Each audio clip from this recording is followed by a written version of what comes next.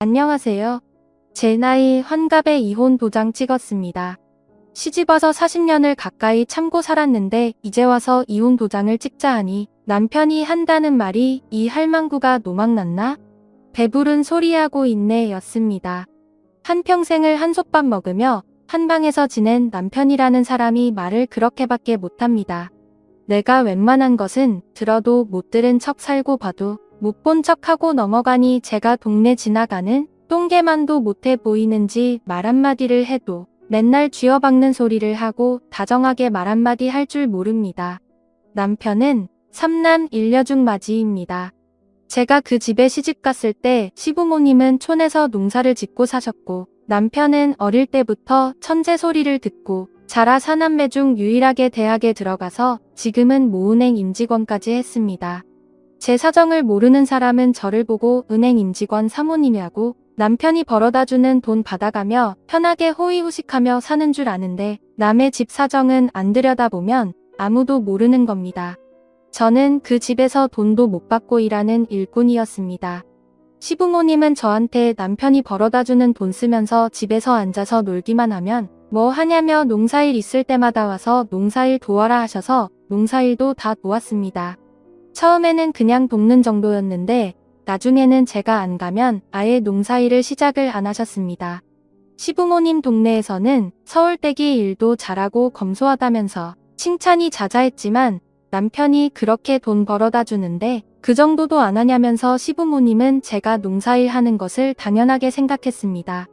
시동생하고 시누이들은 얼마나 우리 집을 자기네 집 드나들듯이 드나드는지 역시 공부를 많이 한 형님 집은 다르다면서 우리는 가방끈이 짧아서 이런 집은 꿈도 못 꾼다고 돈이든 먹을 거든 은근히 뭐 하나 챙겨주기를 바랬습니다. 그래서 늘 챙겨주었는데 빈손으로 보내는 날에는 시어머니한테 전화가 옵니다. 내 남편 공부시키느라 다른 애들은 공부도 못 시켰다. 내 시동생은 내가 걷어야지 그렇게 야박하게 구는 거 아니다. 남편 만나서 잘 살고 있으면 은혜를 갚아야지 너는 어떻게 인정머리도 없이 구냐 하셨습니다. 맨날 말하는 남편이 벌어오는 그 돈 제가 주물러나 봤으면 말을 안 하지요. 저는 남편 월급 봉투나 월급 통상 구경 한번 해본 적 없습니다. 생활비를 주면 100원짜리 하나 10원짜리 하나 어디에 썼는지 다 기록해야 되는데 돈이 조금이라도 비면 어디에 썼냐고 어디 돈 빼돌리는 데 있냐면서 캐 물었고 어디에 썼는지 정확히 기억을 못 해내면 밤이 늦도록 사람을 재우지 않고 힘들게 했습니다. 생활비 외에 어디 돈 들어갈 일 있으면 어디에 얼마나 왜 써야 되는지를 보고서를 써내듯이 써내서 통과가 돼야 받지. 그렇지 않고서는 절대 돈을 주지를 않았습니다. 남편이 워낙 돈까지 그러니 이날 이때까지 친정 부모님 생신이 되어도 용돈 한 번 제대로 해드린 적이 없고 어버이날에도 꽃을 만들어 드린 적은 있어도 생화 하나 사서 가슴에 달아드린 적이 없습니다. 어머니는 지금 살아계셔서 제가 효도하지만 아버지는 일찍 돌아가셔서 생전에 제대로 못 해드린 것이 그렇게 마음에 걸리더군요. 제가 워낙 돈을 안 쓰니 사람들은 저보고 다들 검소하다고 하는데 저도 사치할 줄 알고 좋은 옷 좋은 가방 사서 쓸 줄 압니다. 그런데 내 수중에는 그런 것을 살 돈도 없고 남편도 옷 하나 사주는 사람이 아니니 저는 어쩔 수 없이 처녀 때 들었던 가방을 고쳐서 들고 처녀 때 입었던 옷 고쳐서 입고 하는 수밖에 없어 남들 보기에 검소해 보였던 모양입니다. 남편은 저뿐만 아니라 애들한테 쓰는 돈도 얼마나 인색하게 구는지 애들 옷 하나 신발 하나 사주는데도 얼마짜리다 검사를 받아야 되고 조금이라도 비싼 것을 사오면 당장 가서 바꿔오라고 난리를 쳐서 비가 오든 눈이 오든 다음날 가서 바꿔오지 않으면 집안에 난리가 납니다.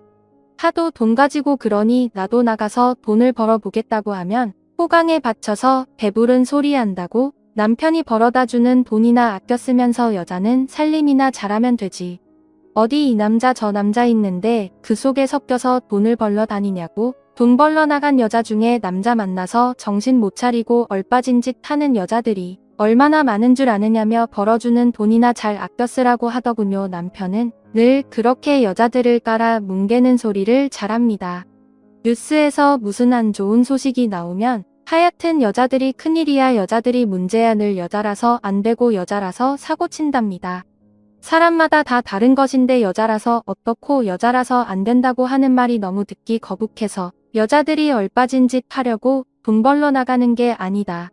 다 능력이 되니까 돈도 벌고 하는 거다 얘기를 하면 이게 요새 간땡이가 추워가지고 버릇없이 말대꾸를 따박따박 한다면서 이런 거는 사흘에 한 번씩 두드려 맞아야 정신을 차리지 하면서 제 머리를 손가락으로 꾹꾹 누르며 쥐어박듯이 했습니다. 집에서는 그렇게 개차반 같이 굴면서 밖에서는 완전히 딴 사람입니다.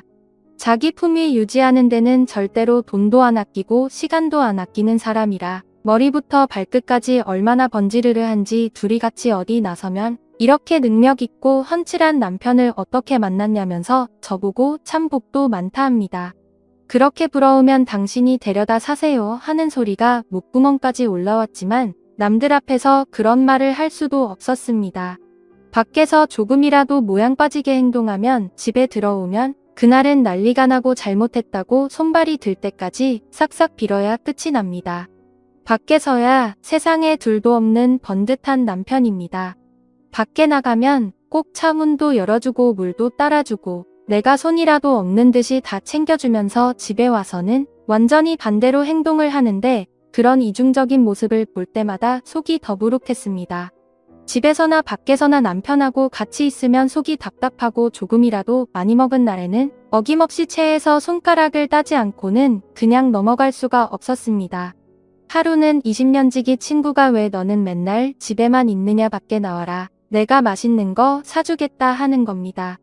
그래서 집에만 있기 갑갑하고 해서 그러마 하고 약속을 잡고 친구 차를 얻어 타고 시내에서 조금 벗어난 근사한 식당을 갔습니다. 이 집이 유명한 갈비집인데 점심 특선으로 나오는 갈비 누룽지 세트가 그렇게 맛나다면서 먹자고 하는 겁니다. 친구하고 밥을 먹으러 들어가는데 그 집에서 남편이 어느 술집 마담처럼 하고 있는 여자의 어깨에 팔을 두르고 얼굴에 입이라도 금방 맞출 듯이 얼굴을 들여다보면서 나오다가 저하고 마주쳤습니다. 남편은 나를 보고 놀라기는 했지만 당황하지는 않았는데 내 친구가 옆에 있는 것을 보고 엄청 당황했습니다. 여자 어깨에 두르고 있던 팔을 황급히 내리더니 아주 신사인 양 정중하게 제 친구한테 인사를 하며 식사하러 오셨느냐고 하더군요. 그러더니 집에서는 도저히 들어볼 수도 없는 다정한 말투로 친구 오랜만에 만났는데 당신이 맛있는 거 사드려 하면서 오늘 20만 원을 지어주더군요. 마음 같아서는 자기가 모으시고 싶은데 지금 고객님하고 나왔다가 돌아가는 길이라 안타깝게도 시간이 안 된다면서요. 저는 가식으로 하는 말들을 들으니 또 속이 울렁거려 혼났지만 알겠다 신경 쓰지 말고 볼일 보라고 남편을 보냈습니다. 친구는 남편이 다른 여자 어깨에 발을 들고 오는 것을 보고 많이 놀라는 눈치였지만 저한테는 놀라운 일도 아니었습니다. 저런 이중적이고 가식적인 사람이 사생활이 깨끗할 리가 없기에 남편이 다른 여자를 만나고 다닌다는 것은 진지하게 눈치채고 있었습니다. 그런데 알아봐야 뭐 하겠나 물어봐야 뭐 하겠나 싶어서 묻지도 찾으려고 하지도 않았습니다. 그저 집에 와서 행패나 안 부리면 좋겠다 싶었지요. 그날 친구 맛있는 거 사주라며 준 20만 원은 집에 돌아와서 다시 내놓으라더군요. 그래서 친구 맛있는 거 사주라고 하지 않았느냐 하니 무슨 밥을 20만 원어치나 먹냐면서 금가루 뿌린 거 썩냐고 나머지 돈 내놓으라더군요. 그래서 점심 특선 15,000원짜리 둘이서 시켜 먹고 17만 원 남은 거 되돌려 주었습니다. 그랬더니 냉면이나 한 그릇씩 시켜 먹지 비싼 것도 먹었다면서 앞으로는 친구 만난다고 싸돌아 다니지 말라고 하더군요. 그런 식으로 자기 눈에 한 번 더 띄면 생활비고 애들 학비고 일체 없다고요. 내 나이 환갑이 될 때까지 겪었던 그 분통 터지는 얘기들을 쓰면 책으로 쓰면 10권도 더 쓸 것입니다. 치사하고 더러운 것은 말도 못하고 밖에서는 세상 둘도 없는 양반인 척 굴면서 집에서는 천하의 상놈처럼 구는 것이 자식 보기도 합니다. 진작에 갈라서지 뭐 타로 참고 살았느냐고 하시겠지만 나는 나보다 내 자식들이 더 중요한 사람이라 차마 자식들을 두고 떠나지 못했습니다. 애들이 어릴 때는 저 어린 것들 내가 없으면 어쩌나 하고 싶어서 못 떠나고 자식이 한 마리의 자식을 떠나고 어쩌나 하고 싶어서 못 떠나고 자식이 학교 다닐 때는 또 그 뒷바라지 하느라 못 떠나고 내 새끼들 클 때까지만 내 새끼들 자리 잡을 때까지만 하면서 지금까지 자식들만 바라보며 살아왔습니다. 그래서인지 자식들도 다 잘 컸습니다. 큰아들은 변리사가 되었고 작은아들은 회계사에서 일을 하고 있고 딸은 고등학교에서 영어 선생님을 하고 있습니다. 큰아들 작은아들은 좋은 배필 찾아서 가정을 이미 꾸렸고 딸은 아직 결혼 생각 없다면서 아버지 같은 사람 만날까봐 혼자 살고 싶다고 하더라고요. 내가 참 못 볼 꼴을 많이 보였는가 싶어 마음이 아팠지만 요새는 혼자 사는 것도 흠도 아니니 내가 하고 싶은 대로 하라고 했습니다. 그렇게 아이들이 장성하고 나니 내 할 일이 다 끝났다 싶어 마음이 푹 놓여서인지 병이 찾아왔습니다. 소화도 안 되고 몸무게는 자꾸 줄어드는 듯해서 병원에 가서 진단을 받아보니 위암이라고 했습니다. 모든 수술이 다 그렇겠지만 수술 후 장담은 못한다고 했습니다. 이대로 죽을지도 모른다고 생각하니 갑자기 억울한 마음이 들었습니다. 내가 이날 이때까지 살면서 내가 하고 싶은 것도 제대로 못하고 입고 싶은 것도 제대로 못 입고 남편 하나 있다는 것이 평생 좋은 소리는커녕 쥐어 박는 소리만 해댔으니 지금껏 뭐하고 살았나 싶더군요. 만약에 내가 수술하고 몸이 좋아지면 새 인생 살아봐야겠다 생각이 들었습니다. 미운 털 박힌 소리만 하는 남편하고는 깨끗하게 갈라서고 나도 내가 하고 싶은 것을 하면서 살아야겠다 싶었습니다. 그런데 내가 하고 싶은 것이 뭔지 그때까지 한 번도 생각해 본 적이 없어서 내가 무엇을 좋아하는지도 모르고 있었습니다. 그래서 수술하러 들어갈 때까지 내가 제일 하고 싶은 것이 무엇인지 곰곰이 생각해 봤습니다. 그랬더니 뜬금없이 주책맞게도 이 나이에 남자친구 한 사람 만들어서 좋은 데도 놀러 다니고 맛있는 것도 먹으러 다니고 하고 싶었습니다. 나도 여자로 태어났는데 내 인생에 한 번쯤 그런 날이 있어도 되지 않겠나 싶었지요. 그래서 수술하러 들어가기 전에 자식들을 불러놓고 얘기했습니다. 남편이라는 인간은 수술하기 전까지 코빼기도 안 비쳤습니다. 물론 온다고 해도 막아서라고 할 판이었지만 저것은 나이가 먹어도 여전히 인간이 안 되는구나 싶고 내가 저런 것하고 평생을 살았나 싶으니 내 인생이 더 서글퍼졌습니다. 어쨌든 3남매를 불러놓고 나는 수술이 잘 되고 나면 이 아버지랑 갈라설 것이고 나도 남은 내 인생은 좀 자유롭게 살아볼란다 했더니 자식들은 엄마가 어떻게 살아온지 다 알고 있으니 엄마 하시고 싶으신 대로 하라며 용기를 주었습니다. 혹시 변호사가 필요하면 변호사까지 구해주겠다고요? 자식들이 그리 말해주니 내 인생 헛산 것은 아니구나 싶고 그 세월 참고 살아온 내가 대견하다 싶었습니다. 저는 3남매로부터 위안을 받고 편안한 마음으로 수술을 받았고 수술은 잘 끝났습니다. 지금까지 고생하면서 살았으니 이제부터는 좀 편히 살아보라고 새 목숨을 주셨나 보다 싶어 감사 기도를 얼마나 했는지 모릅니다. 수술이 끝나고 내가 이혼을 한다고 하니 남편은 이게 드디어 노망이 났다면서 콧방귀를 꼈습니다. 내가 무슨 재주로 혼자 사느냐고 빈털터리로 쫓겨나 봐야 정신을 차린다면서 밉상스러운 소리를 그렇게 해대는 겁니다. 이혼은 얼마든지 해줄 테니 돈은 10원도 못 주겠다고 하더군요. 그래서 제가 자식들한테 내 아버지가 한 푼도 못 주고 쫓아낸다고 얘기를 하더라 전하니 그거는 아버지가 몰라서 하는 소리다. 엄마도 재산을 받을 수 있다면서 큰아들 학교 선배라면서 변호사를 소개시켜 주었습니다. 이혼에 대한 상담을 해보니 재산 분할도 충분히 할 수 있고 지금까지 남편이 나에게 어떻게 했는지 자녀들이 증언을 해주면 얼마든지 이혼이 가능하다고 했습니다. 그 얘기를 들으니 속이 뻥 뚫리는 것 같았습니다. 이제야 저 얼굴 좀 안 보고 살아도 되겠구나 하니 날로 젊어지는 기분이 들었습니다. 상담을 받고 남편에게 와서 얘기를 했습니다. 조용히 재산을 나누고 이혼을 하겠느냐 아니면 소송해서 일 크게 만들겠느냐 하니 어디서 자기 돈을 넘보냐면서 내 돈은 꿈도 꾸지 말고 이딴 식으로 나오면 이혼도 못해 주겠다 하더군요. 자기가 누구 좋으라고 이혼해 주냐고요. 그러면 빨래하고 밥하고 누가 하느냐고 또 미운 털 박힌 소리만 골라서 해댔습니다. 헛바람에 들어가지고 이혼이니 어쩌니 늙어서 쪽박 살 짓 하지 말고 좋은 집에서 살게 해주는 것을 감사하게 생각하고 빨리 가서 밥이나 하라고 하더군요. 내가 사람을 만나도 어찌 저런 사람을 만났는지 저런 인간을 평생 같이 살라고 사람 소개시켜준 이모부가 원망스러웠습니다. 저는 저런 인간하고 한 집에서 살 수가 없었습니다. 한시라도 더 같이 있다가는 수술한 게 재발할 것 같았습니다. 저는 방으로 들어가서 제 물건을 다 챙겼습니다. 그랬더니 남편이 방으로 들어와서는 밥 안 하고 방구석에서 뭐하고 자빠졌냐 하더군요. 그래서 내가 그랬지요. 나는 이 집에서 당신이랑 1분, 1초라도 더 같이 살기 싫다. 내 속이 문드러져서 질 것 같으니까 내 앞에서 이러쿵 저러쿵 잔소리 하지 말라고 했습니다. 그랬더니 남편이 요새 간땡이가 부어도 보통 부은 게 아니네. 너 도대체 뭐 믿고 그러는 거야? 어디 굴러다니는 쥐약이라도 주워 먹은 거야? 뭐야 왜 갑자기 미쳐서 날뛰어 하더군요. 그래서 내가 저 인간을 그냥 보고 있으면 내가 지 새끼다 싶어서 어찌 저 입을 막아줄까 싶어서 주변을 두리번거리다가 뿌리는 방향제가 있길래 남편 있는 쪽으로 칙칙하고 계속 뿌려버렸습니다. 그랬더니 이 할망구가 미쳤나 하면서 뒤로 물러났습니다.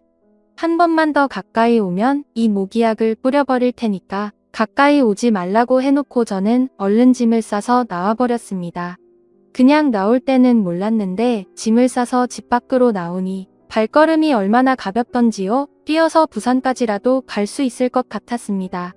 저는 애들의 도움을 받아서 이혼 소송을 진행했고 재산 분할 신청도 했습니다. 그냥 재산을 받았으면 몰랐을 텐데 소송을 걸고 보니 남편이 지금까지 여기저기 숨겨놓은 재산들이 꽤 있었습니다.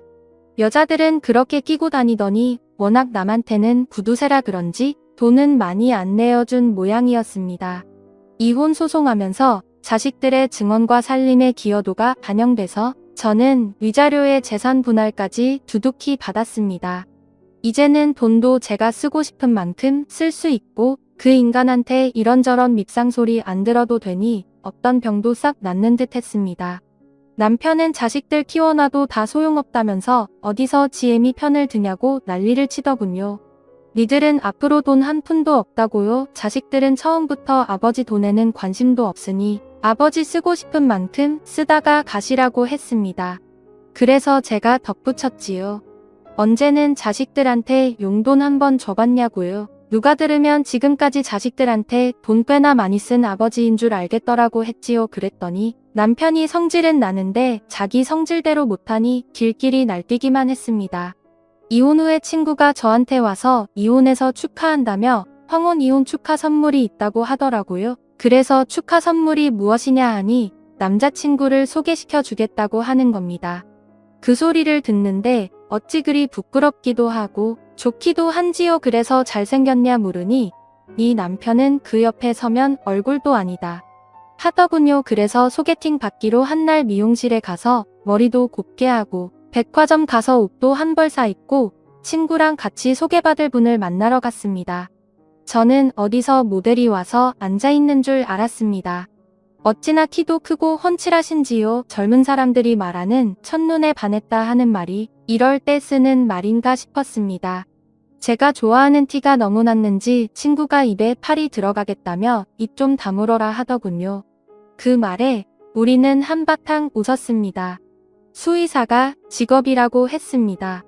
부인과 사별한 지는 10년도 넘었고 자식들도 다 결혼시키고 혼자 지내다 보니 이제는 좋은 사람 만나서 남은 여생 여행이나 다니면서 재미있게 살고 싶다고 하더군요. 그래서 저도 똑같은 마음이라고 했지요. 제가 남자라고는 전 남편 외에 처음 만나보는 거라 쳐다만 보고 있어도 좋더라고요. 주책스러운 말을 해버렸습니다. 그랬더니 그분도 제가 솔직하고 말이 잘 통할 것 같아서 참 마음에 든다고 하더군요. 그렇게 소개를 받고 우리는 살림을 각자 살고 서로 왔다 갔다 하면서 여행도 다니고 맛있는 것도 먹으러 다니고 있었습니다. 그러다 하루는 식당에서 밥 먹고 나오는데 남편을 마주친 적이 있었습니다. 남편이 저를 보고 이제 별 미친 짓을 다 하고 다닌다면서 또 밉상스러운 말을 그분 앞에서 했습니다. 그랬더니 그분이 제 손을 꽉 잡더니 지금까지 저런 사람하고 살았냐고 이제 내가 옆에 있으니까 걱정하지 말고 상대도 하지 말라고 저를 데리고 가더군요. 그랬더니 남편이 뒤에서 부끄러운 줄도 모르고 소리를 지르길래 저는 하도 통폐해서 혀를 한번 내밀어 보여주고 왔습니다. 제 인생에 이런 날이 올지 누가 알았어요. 자식들 잘 키워놓은 것은 아무리 생각해도 잘했고 이혼한 것은 100번 1000번 잘했다 싶습니다. 이래도 한 인생 저래도 한 인생 남은 인생 즐겁게 살면서 지금까지 웃지 못했던 거 100배 1000배 웃으면서 살아갈랍니다. 얘기 들어주셔서 감사합니다.